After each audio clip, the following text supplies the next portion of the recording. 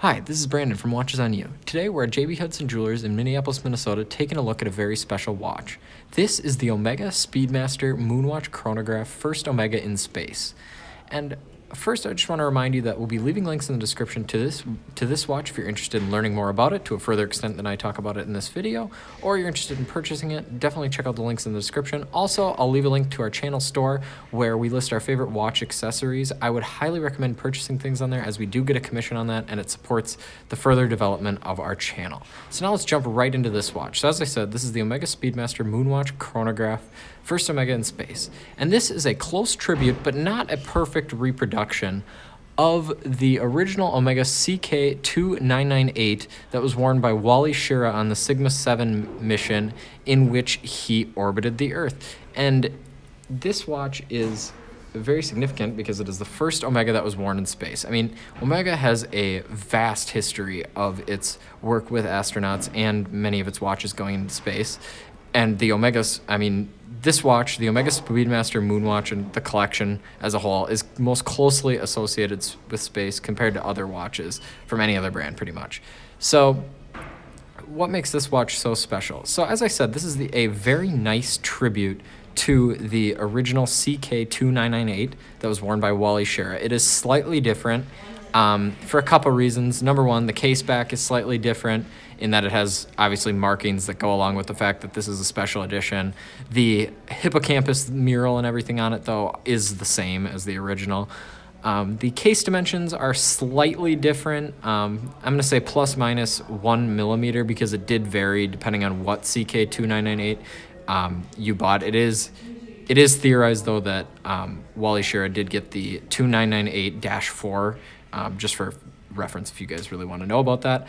But the diameter of this watch is 39.7, so it is slightly smaller than most of the modern Speedmasters, and I really do like that. It gives it a very nice classic look.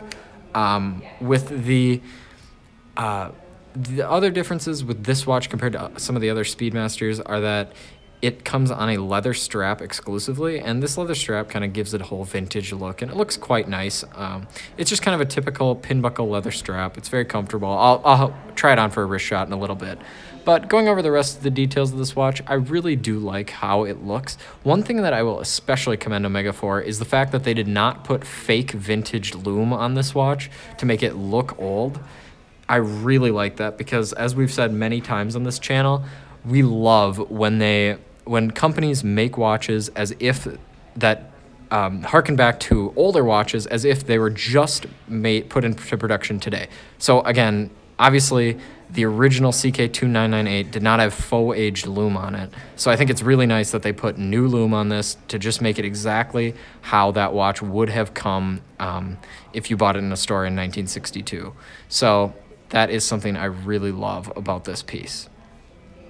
So now I'll demonstrate just the chronograph. It's very nice. The movement in this watch is the caliber 1861, which does differ from the CK2998, sorry, as that had a Lamania-based movement. It was the Omega caliber 321, which is actually a column wheel movement, but the production of that stopped.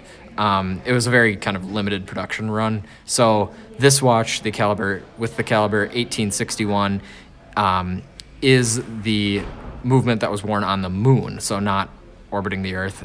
So it does have history as well. It's got a 48-hour power reserve, which is great.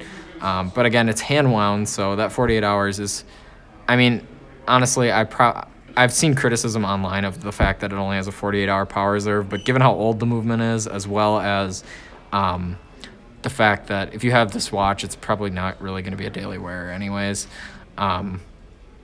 I think that that's totally sufficient. And again, my kind of benchmark is 48 hours. So now I can reset the chronograph just with the bottom pusher. And it's very nice whip back, the standards Speedmaster whip back. But I really do like the overall quality of the finishing on this watch. Again, the leather strap is very nice. I really like the vintage look of it. The one thing that I don't know if you guys have noticed, but the Omega logo actually does raise off of the dial. It's metal, and that looks very nice. Again, it gives it a nice vintage look, as well as the different hands, which differ from some of the other Speedmaster models and are true to the original.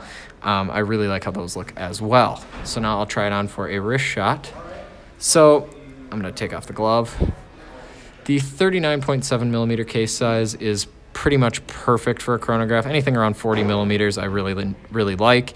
It does tend to wear a little bit small, probably just due to the kind of vintage appearance of it, as well as the fact that 39.7 is slightly small for a chronograph. Chronographs tend to be larger, as many of you guys have probably noticed. So if you like this video, please remember to subscribe and share. And again, we'll be leaving links in the description that I highly encourage you to check it out. So also we'd like to give a special thanks to JB Hudson Jewelers, where this watch is available on sale brand new for $5,300.